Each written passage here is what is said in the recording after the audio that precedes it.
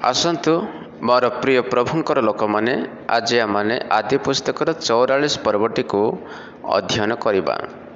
यही 44 पर्व 34 गोटी पद रही।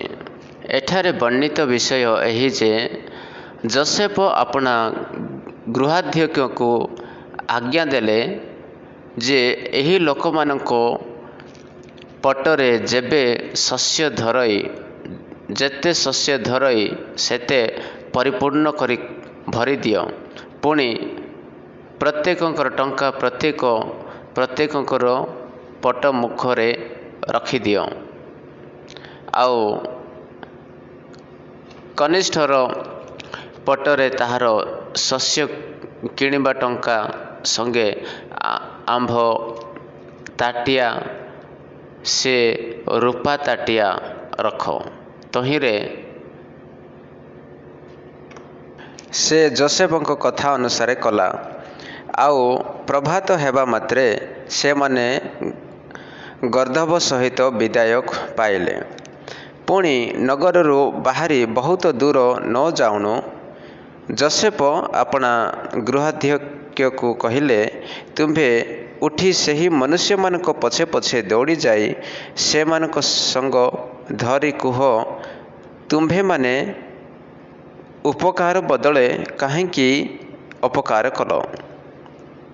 आंभ प्रभु जहीरे पान करती ओ जो द्वारा गणकता करती सही ताटिया की ए नुहे, एपरि कर्म द्वारा तुम माने दोष करियछ।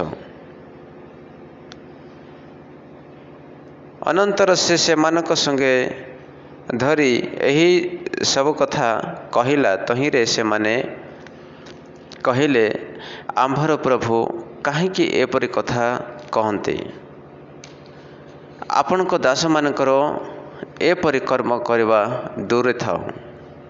देखंतु आपण अपना पट मुखरू आरथर जो टंका पाइथिलु ताहा आम्भे माने किणान देशरू पुनर्बार आपणक निकट को आनिथिलु। तेबे कि रूपे आपणक प्रभुंक गृहरू रूपा किंबा सुना चोरी करिबो? आपणक दास मानक मध्यरे जहाँठारू ताहा मिले से मरु, पुणी आम्भे माने मध्य प्रभुंकर दास हेबु। तहिरे से कहला, भल तुम मानक कथा अनुसार हेउ, जहाँ पाखरु ताहा मिलिबो से आंभर दास हेबो, मात्र अन्य माने निर्दोष हेबे। तहु से माने सही क्षणी भूमि रे अपना अपना पट उतारी प्रत्येक अपना अपना पट फिटाइबाकू लागिले। से गृहाध्यक्ष ज्येष्ठ ठारू आरंभ करी कनिष्ठ पर्यंत खोजिगला। आउ बिन्यामिनर पटरू सही ताटिया मिलिला। सेतेबेले से माने अपना अपना वस्त्र चिरिले, आउ प्रत्येक गध बोझाई करी नगर को फेरी गले। आउ जिहुदा ओ ताहार भातृगण जोसेफक गृह रे प्रवेश कले। जोसेफ से समय पर्यंत सेठारे थिले, एणु से माने तांको साक्षात भूमि रे पड़िले। तेबे जोसेफ से मानक कहिले, तुम्भे माने ए किपरि कार्य कल? आंभ परालोक जे अवश्य गणकता करि पारिबो, यह कि तुम माने जान नाही? तहिरे जिहुदा कहला, आम्भे माने प्रभुंक छामरे आउ कि उत्तर देबो, आउ कि कथा कहबो? अबा कि रूपे आपण मानक निर्दोष करिबो? परमेश्वर आपणक दास मानकर अपराध प्रकाश करियछन्ति। देखंतु आम्भे माने ओ जहाँठारू ताटिया मिली अछि से समस्ते ही प्रभुंकर दास हेलु। तहिरे जोसेफ कहिले, ଏପରି କର୍ମ ଆମ୍ଭଠାରୁ ଦୂରେ ହେଉ। ଯାହାଠାରୁ ତାଟିଆ ମିଳିଅଛି ସେ ଆମ୍ଭର ଦାସ ହେବ। ମାତ୍ର ତୁମ୍ଭେମାନେ କୁଶଳରେ ପିତାଙ୍କ ନିକଟକୁ ଚାଲିଯାଅ। ତହିଁରେ ଯିହୁଦା ନିକଟକୁ ଯାଇ କହିଲା, ପ୍ରଭୁ, ଆପଣଙ୍କ ଏହି ଦାସକୁ ପ୍ରଭୁଙ୍କ କର୍ଣ୍ଣଗୋଚରରେ ପଦେ ନିବେଦନ କରିବାକୁ ଅନୁମତି ଦିଅନ୍ତୁ ଓ ଆପଣା ଦାସ ପ୍ରତି ଆପଣଙ୍କ କ୍ରୋଧ ପ୍ରଜ୍ୱଳିତ ନ ହେଉ, କାରଣ ଆପଣ ଫାରୋଙ୍କ ତୁଲ୍ୟ ଅଟନ୍ତି। ପ୍ରଭୁ ଆପଣା ଦାସମାନଙ୍କୁ ପଚାରିଥିଲେ, ତୁମମାନଙ୍କର ପିତା କିଏ ବା ଭାଇ ଅଛନ୍ତି କି? ତହିଁରେ ଆମ୍ଭେମାନେ ପ୍ରଭୁଙ୍କୁ ଉତ୍ତର ଦେଇଥିଲୁ, ଆମମାନଙ୍କର ପିତା ଅଛନ୍ତି, ସେ ବୃଦ୍ଧ ଲୋକ। ପୁଣି ତାଙ୍କ ବୃଦ୍ଧାବସ୍ଥାର ଗୋଟିଏ ପୁତ୍ର ଅଛି, ସେଠି କନିଷ୍ଠ, ମାତ୍ର ତାହାର ସହୋଦର ମରିଅଛି। ସେହି କେବଳ ତାହାର ମାତାର ଅବଶିଷ୍ଟ ପୁତ୍ର, ଏଣୁ ତାହାର ପିତା ତାହାକୁ ସ୍ନେହ କରନ୍ତି। ଏଥିରେ ଆପଣ ଏହି ଦାସମାନଙ୍କୁ କହିଥିଲେ, ତୁମ୍ଭେମାନେ ତାକୁ ଆମ୍ଭ କତିକି ଆଣ, ଆମ୍ଭେ ତାକୁ ସ୍ୱଚକ୍ଷୁରେ ଦେଖିବା। ତେବେ ଆମମାନେ ପ୍ରଭୁଙ୍କୁ କହିଥିଲୁ ଯେ ସେ ଯୁବା ପିତାଙ୍କୁ ଛାଡ଼ି ପାରିବ ନାହିଁ। ସେ ତାହାର ପିତାଙ୍କୁ ଛାଡ଼ି ଆସିଲେ ପିତା ମରିଯିବେ। ତହିଁରେ ଆପଣ ଏହି ଦାସଙ୍କୁ କହିଲେ,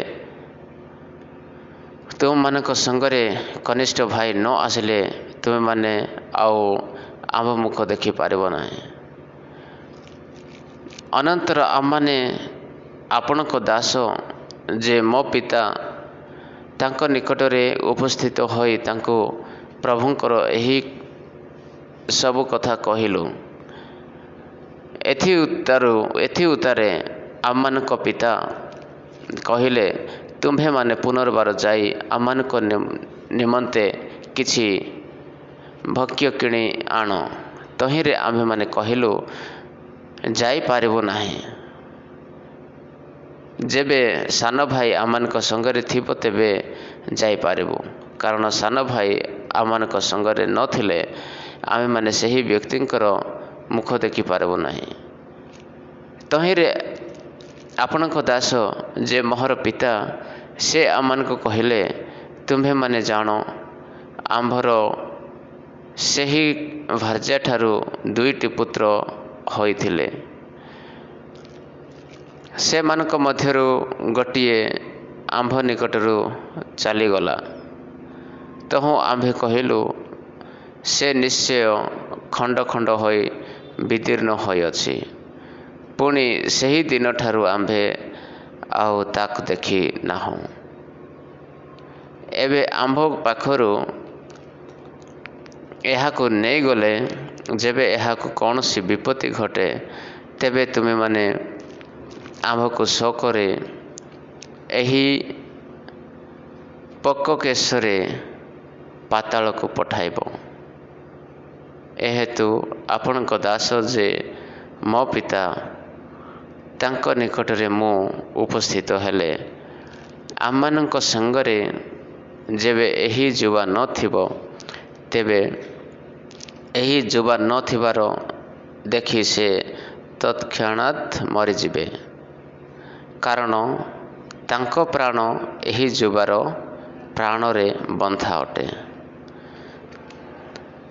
ତହିଁରେ ଆପଣଙ୍କର ଏହି ଦାସମାନେ ଶୋକରେ ପକ୍କକେଶରେ ଆପଣଙ୍କ ଦାସ ଆମମାନଙ୍କ ପିତାଙ୍କୁ କବରକୁ ପଠାଇବେ। ଆହୁରି ଆପଣଙ୍କ ଦାସ ମୁଁ ଆପଣା ପିତାଙ୍କ ନିକଟରେ ଏହି ଯୁବାର ଲଗା ହୋଇ କହିଛି, ମୁଁ ଯେବେ ତାକୁ ତୁମ ନିକଟକୁ ନ ଆଣେ ତେବେ ମୁଁ ଯାବଜ୍ଜୀବନ ପିତାଙ୍କ ନିକଟରେ ଅପରାଧୀ ହେବି। ତେଣୁ ନିବେଦନ କରୁଅଛି, ପ୍ରଭୁଙ୍କ ନିକଟରେ ଏହି ଯୁବାର ପରିବର୍ତ୍ତେ ଆପଣଙ୍କ ଦାସ ମୁଁ ଆପଣଙ୍କ ଦାସ ହୋଇଥାଏ। ମାତ୍ର ଏହି ଯୁବାକୁ ଭାଇମାନଙ୍କ ସଙ୍ଗରେ ବିଦାୟ କରନ୍ତୁ, କାରଣ ଏହି ଯୁବା ମୋ ସଙ୍ଗରେ ନଥିଲେ ମୁଁ କି ପ୍ରକାରେ ପିତାଙ୍କ ନିକଟକୁ ଯାଇପାରିବି। ପୁଣି ପିତାଙ୍କୁ ଯେଉଁ ବିପଦ ଘଟିବ ତାହା କି ପ୍ରକାରେ ଅବା ଦେଖିପାରିବି। ଏହି ପ୍ରକାରେ ଏହି ଅଧ୍ୟାୟରେ ବର୍ଣ୍ଣନା ବିଷୟ ଆମମାନେ ଦେଖିବାକୁ ପାରୁଅଛୁ। ବିଶେଷ କରି ଏକ ପଦଠାରୁ ଆମମାନେ ଯେତେବେଳେ ଦେଖିବା, ଯୋସେଫ ସେ ତାଙ୍କ ଭାଇମାନଙ୍କୁ ତାଙ୍କର ପ୍ରେମ ସେ କି ପ୍ରକାର ସେ ପ୍ରକାଶ କରୁଅଛନ୍ତି ତାହା ଆମମାନେ ଏଠାରେ ଦେଖିବାକୁ ପାରୁଅଛୁ। ଯୋସେଫଙ୍କର ଭାଇମାନେ ଯୋସେଫଙ୍କ ପ୍ରତି ଯାହା ବି ସେମାନେ ଭୁଲ କରିଥିଲେ, ଯୋସେଫଙ୍କୁ ସେମାନେ ବିକ୍ରୟ କରିଦେଇଥିଲେ, ଯୋସେଫଙ୍କୁ ସେମାନେ ପରିହାସ କରିଥିଲେ, ତଥାପି ବର୍ତ୍ତମାନ ଯୋସେଫ ସେମାନଙ୍କୁ ହାତରେ ପାଇ ସେ ତାଙ୍କର ବଦଳା ନେବା ପାଇଁ, ସେମାନଙ୍କର ପ୍ରତିଶୋଧ ନେବା ପାଇଁ ସେ ଚାହୁଁନାହାନ୍ତି, କିନ୍ତୁ ସେ ପ୍ରେମ ଦେଖାଉଛନ୍ତି। ଭାଇମାନଙ୍କୁ ନିଜର ପ୍ରେମ ସେ ପ୍ରକାଶ କରି ସେ ସେମାନଙ୍କ ନିମନ୍ତେ ଖାଦ୍ୟଦ୍ରବ୍ୟ ଯେତେ ମାତ୍ରାରେ ସେହି ତାଙ୍କର ଅଖାରେ ଭରିପାରେ ସେଠାରେ ଭରି ଦିଅ, ତା ସାଥେ ସାଥେ ପଇସା ମଧ୍ୟ ରଖିଦିଅ ବୋଲି ସେ ଆଦେଶ କରୁଅଛନ୍ତି। ପ୍ରେମ ସକାଶୁ ତାଙ୍କ ଭାଇମାନଙ୍କୁ ସେ ଛାଡ଼ିବାକୁ ସେ ଚାହୁଁନଥିଲେ। ଭାଇମାନଙ୍କୁ ତାଙ୍କ ସଙ୍ଗରେ ସେମାନଙ୍କୁ ରଖିବା ପାଇଁ ସେ ଚାହୁଁଥିଲେ, କିନ୍ତୁ ପରିସ୍ଥିତି ଏହି ପ୍ରକାରେ ଯେ ଦୁର୍ଭିକ୍ଷ ପଡ଼ିଥିବାରୁ ତାଙ୍କ ପିତାଙ୍କ ନିକଟକୁ ଏବଂ ପରିବାରର ସଦସ୍ୟମାନଙ୍କ ନିକଟକୁ ଖାଦ୍ୟ ସାମଗ୍ରୀ ପଠାଇବା ନିମନ୍ତେ ସେ ଯୋଜନା କଲେ। ଆଉ ସମସ୍ତ ଭାଇମାନଙ୍କ ଅଖାରେ ଖାଦ୍ୟ ସାମଗ୍ରୀ ସେ ପ୍ୟାକ୍ କରାଇଲେ। ତାପରେ ସେମାନଙ୍କୁ ଯିବା ପାଇଁ କହିଲେ, କିନ୍ତୁ ନିଜର ରାହେଲଙ୍କ ଠାରୁ ଜାତ ଭାଇ ବିନ୍ୟାମିନକୁ ସେ ସାଙ୍ଗରେ ରଖିବା ପାଇଁ ସେ ଯୋଜନା କଲେ। ସେ ଏହି ପ୍ରକାର ଯୋଜନା କଲେ ଯେ ଚୋରର ନିନ୍ଦା କରି ସେ ତାଙ୍କର ପାତ୍ରକୁ ତାଟିଆକୁ ସେ ତାଙ୍କ ଅଖାରେ ରଖିଲେ ଏବଂ ସେମାନେ ସବୁ ପ୍ୟାକିଂ କଲା ପରେ ଯାତ୍ରା ଆରମ୍ଭ କଲେ। କିଛି ଦୂର ଗଲା ପରେ ସେ ଗୃହର ଅଧିକାରୀକୁ ଆଦେଶ କଲେ, ଯାଅ ସେ ଲୋକମାନଙ୍କୁ ପୁନର୍ବାର ତୁମେ ଧର ଏବଂ ସେମାନଙ୍କର ଅଖା ଚେକ୍ କର, ଆଉ ଯେଉଁ ମୋର ତାଟିଆ ସେମାନେ ନେଇଯାଉଛନ୍ତି, ଯାଠାରେ ତାଟିଆ ଅଛି ତାହାକୁ ତୁମେ ବନ୍ଦୀ କରି ରଖ। ଯୋସେଫ ତାର ଭାଇଙ୍କୁ ତାଙ୍କ ପାଖରେ ରଖିବା ପାଇଁ ଏହି ପ୍ରକାର ଯୋଜନା କରି ସେମାନଙ୍କୁ ଚୋରର ନିନ୍ଦା କରି ବିନ୍ୟାମିନକୁ ନିଜ ପାଖରେ ରଖିବା ପାଇଁ ସେ ଯୋଜନା କରୁଅଛନ୍ତି। ଏହା ମସିହ ପ୍ରେମକୁ ଆମମାନେ ଦେଖିବାକୁ ପାରୁଅଛୁ। ଏକ ଖ୍ରୀଷ୍ଟିଆନ ପରିବାରର ଭାଇମାନଙ୍କ ମଧ୍ୟରେ ପ୍ରେମ କିପରି ରହିବା ଆବଶ୍ୟକ ତାହା ଆମମାନେ ଏଠାରେ ଦେଖିବାକୁ ପାରୁଅଛୁ। ଯୋସେଫ ସେ ଆମମାନଙ୍କ ନିମନ୍ତେ ଏକ ବେଷ୍ଟ ଏକ୍ଜାମ୍ପଲ ଅଟନ୍ତି, କାରଣ ଆଜିକାଲି ସଂସାରରେ ସମାଜରେ ଯଦି ଦେଖାଯାଏ, ପ୍ରଭୁଙ୍କର ଲୋକ ହୋଇ ମଧ୍ୟ ଭାଇ ମଧ୍ୟରେ ସେମାନେ ପ୍ରେମରେ ରୁହନ୍ତି ନାହିଁ। ଯଦି ଦୁଇ ଜଣଙ୍କ ମଧ୍ୟରେ କେତେ ବର୍ଷ ପୂର୍ବରୁ ଯେକୌଣସି କାଣ୍ଡ ହୋଇଥାଏ, ଝଗଡ଼ା ହୋଇଥାଏ, ତେବେ ତାହାର ପ୍ରତିଶୋଧ ନେବା ପାଇଁ ଆଶାରେ ରହିଥାନ୍ତି। ଆଉ ଜଣଙ୍କର ଉନ୍ନତି ହେଲେ ଜଣେ ଦେଖିବାକୁ ପସନ୍ଦ କରନ୍ତି ନାହିଁ। କିନ୍ତୁ ଏଠାରେ ଆମମାନେ ଦେଖିବାକୁ ପାରୁଅଛୁ, ଯୋସେଫ ସେ ତାଙ୍କ ଭାଇମାନେ ଅବଶ୍ୟ ତାଙ୍କୁ କଷ୍ଟ ଦେଇଥିଲେ, ତାଙ୍କୁ ଦୁଃଖ ଦେଇଥିଲେ, ତାଙ୍କୁ ବିକି ଦେଇଥିଲେ, କିନ୍ତୁ ସେ ସେମାନଙ୍କୁ ତାର ପ୍ରତିଶୋଧ ସେ ନେଉନାହାନ୍ତି। ସେ ତାଙ୍କୁ ପ୍ରେମ ଦେଖାଉଛନ୍ତି, ଭାଇଚାରାର ପ୍ରେମ ସେ ଦେଖାଉଛନ୍ତି। 7 ପଦରେ ଆମେ ଯେତେବେଳେ ଦେଖୁ, ତହିଁରେ ସେମାନେ କହିଲେ, ଆମ୍ଭର ପ୍ରଭୁ କାହିଁକି ଏପରି କଥା କହନ୍ତି? ଆମମାନେ କି ପ୍ରକାର ଏ ପ୍ରକାର ଭୁଲ କାମ କରିପାରିବୁ? ଦେଖନ୍ତୁ, ଆପଣା ପଟ ମୁଖରୁ ଆରଥର ଯେଉଁ ଟଙ୍କା ପାଇଥିଲୁ, ତାହା ଆମ୍ଭେମାନେ କିଣାନ ଦେଶରୁ ପୁନର୍ବାର ଆପଣମାନଙ୍କ ନିକଟକୁ ଆଣିଲୁ। ତେବେ କି ରୂପେ ଆମମାନେ ପ୍ରଭୁଙ୍କ ଗୃହରୁ ରୂପା କି ସୁନା ଚୋରି କରିପାରିବୁ? ଆପଣଙ୍କ ଦାସମାନଙ୍କ ମଧ୍ୟରୁ ଯାହାଠାରେ ତାହା ମିଳେ ସେ ମରୁ, ପୁଣି ଆମେମାନେ ସମସ୍ତେ ପ୍ରଭୁଙ୍କର ଦାସ ହେବୁ। ଏହି ପ୍ରକାର ସେ ଯିହୁଦା ଏହି କଥା କହିବାର ମାନେ ଦେଖିବାକୁ ପାରୁଅଛୁ। ଯିହୁଦା ଏଠାରେ ସେ ଆଗେ ଆସି କହିବାର କାରଣ, ପରମେଶ୍ୱରଙ୍କ ଠାରୁ ବର୍ତ୍ତମାନ ସେ ଜ୍ୟେଷ୍ଠ ପୁତ୍ରର ଅଧିକାର ଯିହୁଦାଙ୍କୁ ଦିଆଯାଇଅଛି। କାରଣ ରୁବେନ ସେ ବିଲାଙ୍କ ସହିତ କୁକର୍ମ କରି ସେ ଜ୍ୟେଷ୍ଠ ପୁତ୍ରର ଅଧିକାର ସେ ହରାଇ ବସିଲେ। ତେଣୁ ଯିହୁଦା ଏଠାରେ ପ୍ରଥମ ଜ୍ୟେଷ୍ଠ ପୁତ୍ରର ଅଧିକାର ପ୍ରାପ୍ତ ହୋଇ ସେ ସମସ୍ତଙ୍କର ଅଧିକାର ନିଜ ଉପରେ ନେଇ ସେ କଥା କହୁଅଛନ୍ତି, ଆମେ ଏହି ପ୍ରକାର ଭୁଲ କାମ କାହିଁକି ବା କରିପାରୁ? ତାପରେ ଯେତେବେଳେ ବିନ୍ୟାମିନଙ୍କ ଠାରୁ ସେହି ତାଟିଆଟି ବାହାରିଲା, ତାପରେ ସେ ଆଉ ନିଜକୁ ସେ କଣ୍ଟ୍ରୋଲ କରିପାରିଲେ ନାହିଁ। ଆଉ ସମସ୍ତେ ନିଜର ବସ୍ତ୍ର ଚିରି ଯୋସେଫଙ୍କ ନିକଟକୁ ଫେରିଗଲେ। ଯେତେବେଳେ ଯୋସେଫଙ୍କ ନିକଟକୁ ଗଲେ, ଯୋସେଫ ସେମାନଙ୍କୁ ପୁନର୍ବାର ପଚାରିଲେ, ତମେ ଏପରି କାମ କାହିଁକି କଲ? ଆଉ ସେହି ସମୟରେ ଯିହୁଦା ସେ ସମସ୍ତଙ୍କର ଜିମ୍ମେବାରୀ ନିଜ ଉପରେ ନେଇ ସେ କହିଲେ, ପ୍ରଭୁ ଆମମାନଙ୍କଠାରେ ଆଉ କୌଣସି ଉତ୍ତର ନାହିଁ। ପରମେଶ୍ୱର ଆମମାନଙ୍କର ପାପର ବଦଳା ପ୍ରତିଶୋଧ ନେଉଅଛନ୍ତି।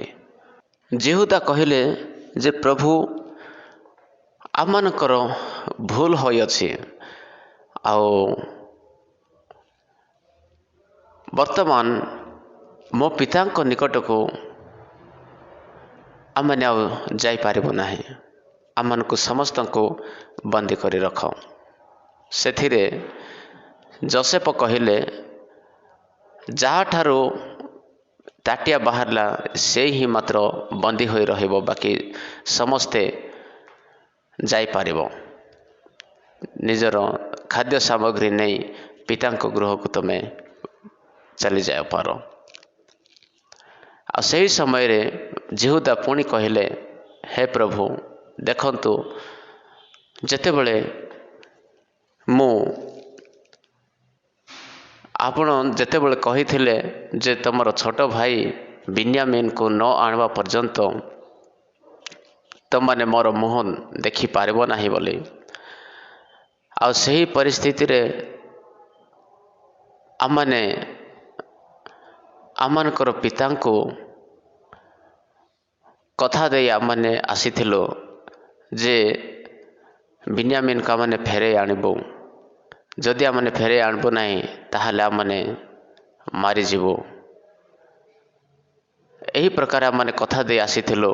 ଆଉ ଯଦି ବିନ୍ୟାମିନକୁ ଆମେ ଯଦି ନେଇକି ନ ଯିବୁ, ତାହେଲେ ବାପାଙ୍କର ମୃତ୍ୟୁ ଆମମାନେ ଦେଖିପାରିବୁ ନାହିଁ। ସେ ବିନ୍ୟାମିନଙ୍କ ଛଡ଼ା ମୋର ଆମମାନଙ୍କର ବାପା ସେ ବଞ୍ଚି ପାରିବେ ନାହିଁ। ତେଣୁ ଗୋଟେ କାମ କରନ୍ତୁ, ତାଙ୍କ ବଦଳରେ ମୋତେ ବନ୍ଦୀ କରି ରଖନ୍ତୁ ଆଉ ଭାଇଙ୍କୁ ଏଠାରୁ ବିନ୍ୟାମିନଙ୍କୁ ଏଠାରୁ ଯିବାକୁ ଦେଇଦିଅନ୍ତୁ। ଏହି ପ୍ରକାର ସେ ନିଜକୁ ବନ୍ଦୀ ଅବସ୍ଥାରେ ରଖିବା ପାଇଁ ସେ ନିବେଦନ କରୁଅଛନ୍ତି। ଯୋସେଫ ଗୋଟେ ପଟେ ତାଙ୍କ ଭାଇମାନଙ୍କୁ ଛାଡ଼ିବା ପାଇଁ ପସନ୍ଦ କରୁନାହାନ୍ତି, ତାଙ୍କ ପାଖରେ ରୁହନ୍ତୁ ବୋଲି ଇଚ୍ଛା କରୁଛନ୍ତି। ଆଉ ଗୋଟେ ପଟେ ତାଙ୍କ ପରିବାର ଲୋକ ଯେ ଭୋକ ପ୍ୟାସରେ ଦୁର୍ଭିକ୍ଷ ସମୟରେ ସେମାନେ ମରୁଛନ୍ତି, ଏଥିପାଇଁ ଖାଦ୍ୟ ଶସ୍ୟ ସେମାନଙ୍କ ନିକଟକୁ ପହଞ୍ଚାଇବା ନିମନ୍ତେ ସେ ଆଉ ଅନ୍ୟ ଭାଇମାନଙ୍କୁ ଯିବା ପାଇଁ ସେ କହୁଅଛନ୍ତି। ଆଉ ସେଥିମଧ୍ୟରୁ ସେ ବିନ୍ୟାମିନକୁ ସେ ତାଙ୍କ ନିକଟରେ ରଖିବା ପାଇଁ ସେ ଷଡ଼ଯନ୍ତ୍ର ସେ ରଚୁଅଛନ୍ତି ଯେ ତାଙ୍କ ଅଖାରେ ବିନ୍ୟାମିନଙ୍କ ଅଖାରେ ରୂପା ତାଟିଆ ରଖି ସେ ଚୋରର ନିନ୍ଦା କରି ବନ୍ଦୀ ଅବସ୍ଥାରେ ରଖି ତାଙ୍କ ପାଖରେ ରଖିବା ପାଇଁ ସେ ଯୋଜନା କଲେ। କିନ୍ତୁ ଜିହୁଦା ଯେ ତାଙ୍କର ଭାଇ, ସେ ତାଙ୍କର ବାପାଙ୍କର ସମସ୍ତ ଘଟଣାର ପରିସ୍ଥିତିକୁ ସେ ଯୋସେଫଙ୍କୁ ଶୁଣାଇଲେ। ହେ ପ୍ରଭୁ, ଯେତେବେଳେ ତୁମେ ବିନ୍ୟାମିନକୁ ନ ଆସିଲା ଯାଏ ତୁମେ ମୋର ମୁଖ ଦେଖିପାରିବ ନାହିଁ ବୋଲି ତୁମେ କହିଥିଲ, ସେ ଅନୁସାରେ ଆମମାନେ ବାପାଙ୍କର ଯେଉଁ ପ୍ରେମୀ ଏକମାତ୍ର ଯେଉଁ ପୁତ୍ର ତାଙ୍କ ପାଖରେ ଯେଉଁ ରହୁଥିଲା, ତାହାକୁ ଆମମାନେ କେତେ କଥା ଆମେ ଦେଇ ତାହାକୁ ନେଇ ଆସିଛୁ। ତାଙ୍କର ରାହେଲଙ୍କ ଦ୍ୱାରା ଜାତ ପୁତ୍ର ଜଣେ ସେ ମରିଗଲା, ଆଉ କୌଣସି ଜନ୍ତୁ ତାକୁ ଖାଇ ପକାଇଲା ବୋଲି ଆମମାନଙ୍କର ବାପା ତା ପାଇଁ କାନ୍ଦି କାନ୍ଦି ରହୁଅଛନ୍ତି। ଆଉ ଜଣେ ମାତ୍ର ଏହି ବିନ୍ୟାମିନ ସେ ରାହେଲଙ୍କ ଠାରୁ ଜାତ ହୋଇଥିବା ବିନ୍ୟାମିନକୁ ସିଏ ପାଖରେ ରଖୁଥିଲେ। ତାହାକୁ ଆମମାନେ ଆପଣଙ୍କ କଥା ଅନୁସାରେ ଆମମାନେ ଏଠାକୁ ନେଇ ଆସିଅଛୁ। ବର୍ତ୍ତମାନ ଯଦି ଆମମାନେ ତାକୁ ଯିବୁ ନାହିଁ, ତାହେଲେ ଆମମାନଙ୍କର ବାପା ସିଏ ଆଉ ଏ ବୃଦ୍ଧ ଅବସ୍ଥାରେ ସେ ବଞ୍ଚି ପାରିବେ ନାହିଁ, ସେ ବଞ୍ଚି ରହିପାରିବେ ନାହିଁ, ସେ ମରିଯିବେ। ଏହି କଥା ଯେତେବେଳେ ସେ କହୁଅଛନ୍ତି, ତାଙ୍କ ବାପାଙ୍କର ପରିସ୍ଥିତିକୁ ତାଙ୍କ ପ୍ରତି ଯେଉଁ ବିଚାର ଚିନ୍ତା ଯୋସେଫଙ୍କ ପ୍ରତି ଯେଉଁ ଚିନ୍ତା କରୁଅଛନ୍ତି, ମରିଗଲା ବୋଲି ଯେଉଁ ଭାବୁଅଛନ୍ତି, ସେ କଥାକୁ ସେ ଶୁଣୁଅଛନ୍ତି। ଏଠାରେ ଜିହୁଦା ନିଜକୁ କୌଣସି ପ୍ରକାର ସେ ନିର୍ଦ୍ଦୋଷ ବୋଲି ଦେଖେଇ ନ ପାରିବାରୁ ସେ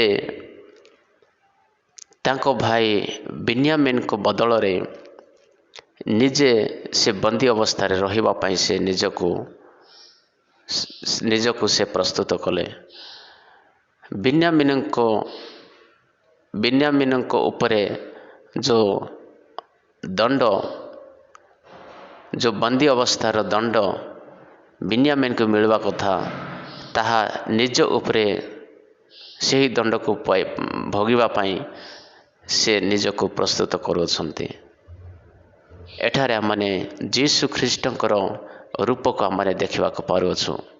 ଆଉ ଏମିତି ବି ଜିହୁଦାଙ୍କ ବଂଶରୁ ହିଁ ଯୀଶୁ ଖ୍ରୀଷ୍ଟଙ୍କର ଜନ୍ମ ହୋଇଥିଲା। ତେଣୁ ଏଠାରେ ଜିହୁଦା ସେ ନିଜ ଭାଇମାନଙ୍କର ପାପକୁ ନିଜ ଉପରେ ସେ ବହି ନେଇ ଯାଉଛନ୍ତି ଯେ ମୋର ଭାଇଙ୍କ ବଦଳରେ ମୁଁ ସଜା ପାଇବି, ମୋତେ ସଜା ଦିଆଯାଉ, ମୋତେ ଦଣ୍ଡ ଦିଆଯାଉ, ମୋତେ ବନ୍ଦୀ ଗୃହରେ ରଖାଯାଉ, ବୋଲି ସେ ନିଜକୁ ସେ ସମର୍ପିତ କରୁଅଛି। ପ୍ରଭୁ ଯୀଶୁଖ୍ରୀଷ୍ଟ ମଧ୍ୟ ସେହି ପ୍ରକାରେ ନିଜ ଉପରେ ସମସ୍ତ ପାପର ଭାର ବହିଲେ, ଆଉ ଯେ କେହି ତାହାଙ୍କଠାରେ ବିଶ୍ୱାସ କଲା ତାହାଙ୍କୁ ଅନନ୍ତ ଜୀବନର ଅଧିକାର ସେ ଦେଲା। ଠିକ୍ ସେହି ପ୍ରକାରେ ଏଠାରେ ଆମମାନେ ଦେଖିବାକୁ ପାରୁଅଛୁ, ଯିହୁଦା ସେ ତାହାଙ୍କର ଭାଇମାନଙ୍କ ନିମନ୍ତେ ସେ ନିଜକୁ ସେ ସମର୍ପିତ କରିଦେଲେ।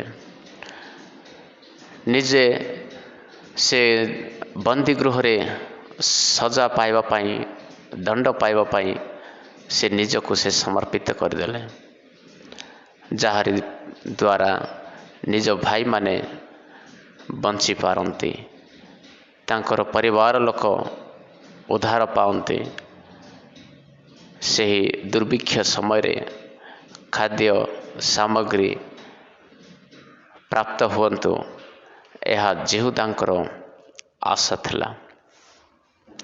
ଆଉ ଯେତେବେଳେ ଏହି ସମସ୍ତ